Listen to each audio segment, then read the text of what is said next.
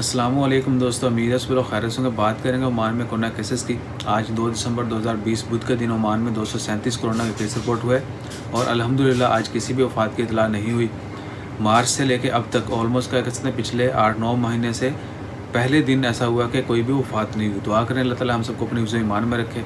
اور عمان میں corona cases کی کل تعداد 1,24,145 ہو چکی ہے، جبکہ صحت یاب ہونے والوں کی کل تعداد 1,15,613 ہے اور وفات پانے والوں کی کل تعداد 1,430 ہے، جبکہ پچھلے 24 گھنٹوں میں 14 مریضوں کو ہاسپٹل میں ایڈمٹ کیا گیا اور ہاسپٹل میں ایڈمٹ مریضوں کی کل تعداد 197 ہے، جبکہ 105 مریض ابھی تک ICU میں۔ دعا کریں اللہ تعالیٰ تمام مریضوں کو خواہ وہ کسی بھی مرض میں مبتلا ہوں جلد سے جلد شفاء کاملہ عطا فرمائے۔ جتنے بھی لوگ وفات پا چکے ہیں اللہ تعالیٰ ان کی مغفرت کے الواقعین کو صبر و جمیل عطا کرے۔